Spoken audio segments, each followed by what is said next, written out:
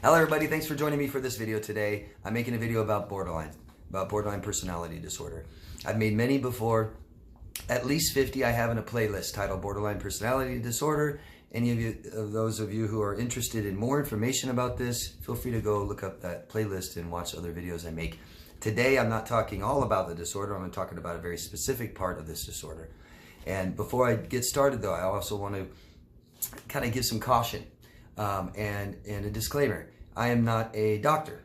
I'm a life coach, and what I'm telling you are things that I've learned through my own personal experience in my own life, and also coaching for many years. Other people that have had relationships with people with borderline. I've also coached borderlines. And so I want you to know that this video is only informative. I'm not going to claim it's factual. Maybe you could say it's my opinion.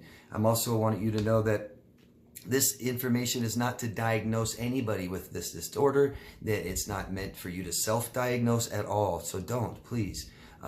It's a very specific criteria for this disorder, and not every single person with the disorder has every single personality trait, okay? I also, and so I'm not talking about every specific borderline. So if you're watching this and you have this disorder, you don't need to tell me if there's something that I say that is common and you don't do. I understand that. And that's true. Not every borderline has every single trait. And yeah, enough said. Let's get started. Oh, before I do, I would appreciate it if you haven't already, consider subscribing to the channel down below, voting up or down, commenting in the section, and ask questions. I'll always answer them. Share this video with somebody else. I really appreciate that. And you can hit the notification bell to let you know when I have more videos come out, because I have several a week. Thank you. So let's get into abandonment. Abandonment's a big, big issue with borderlines. And borderlines will perceive this abandonment in people in relationships where it may not exist. And the efforts they take are frantic and can be confusing, and you may not understand what they're doing or why.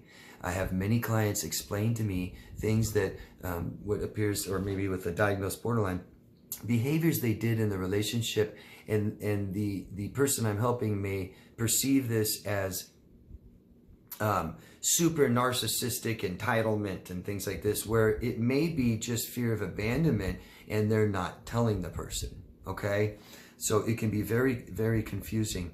They will fear to lose people, and the feelings that they may feel from you may be rejection, and you may not be aware that you're doing it. It's just, or you may not be aware that they feel it. They may not tell you, but often these feelings of rejection can be so intense that they push you away. Very common with people that have fear of abandonment. They may abandon. Moods.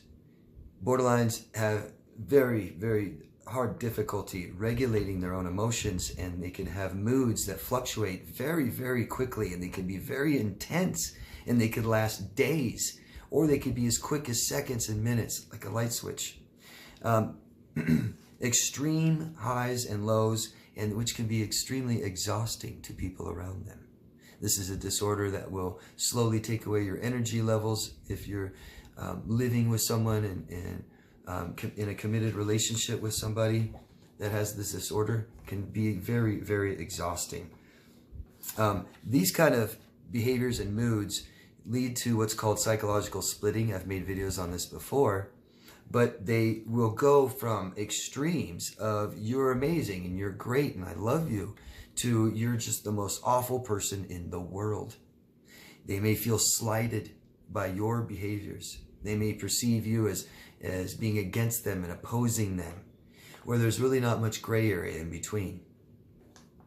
This can lead to dissociating. Borderlines may dissociate a lot, quite a bit, and we may not understand what that is and what they're doing and why. This kind of not having good awareness of your own self and being unstable can lead to paranoia. Can lead to paranoia and being detached from reality. Borderline itself is a name described to being on the line of neurosis and psychosis. We all have neurosis. Psychosis is a big gray area. So people with personality disorders aren't considered psychotic, although they could slip into psychosis and come out of it. They can do this quite often, the more they may even dissociate. So they only typically will resort to raw forms to protect themselves. They may not be able to communicate very well. They may not feel safe being vulnerable. And so a lot of the borderlines really is just resorting down to this kind of black and white, life or death, good or bad, the splitting. And they resort to these raw forms of protecting themselves, such as just abandonment, running, no contact, silent, and even violence. Borderlines tend to be very angry and also violent. So these all lead to chronic feelings of emptiness, maybe depression, feeling like their life is meaningless. This can bring them into despair, taking desperate actions. Have a real problem with accepting themselves and their own identity and their image. They may exhibit identity disturbance and very often have addictions to cope with this. Very often. I've noticed a lot of people with addictions, with hardcore drugs like methamphetamines and stuff like this, will often act like they have borderline personality disorder. And matter of fact, doctors who diagnose their clients with borderline have to always make sure that they're not under the influence of addictions such as methamphetamines. So behavior is impulsive. The more unstable somebody is with their emotions about who they are, things like this, the more they become impulsive. Their behaviors show, and they might have impulsive shopping. They may have binge eating. Some of the behaviors won't be safe. They may indulge in reckless activities. Teenagers tend to do this, right? Teenagers may, I took chances. God, I have pictures of me jumping off like huge bridges and stuff. And I wasn't suicidal. I just thought I was safe. Hey, I didn't think about myself very much. Not very safe, not very careful. I've walked myself into many dangerous situations as a teenager, and we hope that we don't do this anymore as adults. And borderlines tend to do this very, very much, put themselves in awful, dangerous situations and just this reckless behavior. And they may, and this is a big difference between borderline and bipolar, is the tendency to do these kinds of behaviors only in an elevated mood, which would be bipolar. They tend to have all these kinds of behaviors quite often, most of the time. Now we're starting talking to personality about who somebody is. So what I wanted for this video is for some of you guys to understand how people with this disorder feel that have been in your life, some of your past relationships.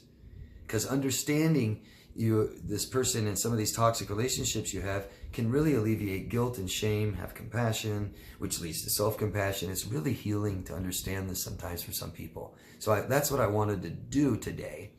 I did not want in any way, shape, or form to help people in relationships with borderline on what to do for them. Because this is about personality, and this is about ourself. And people with this disorder, as difficult as it may be for them, they need to do this for themselves, okay?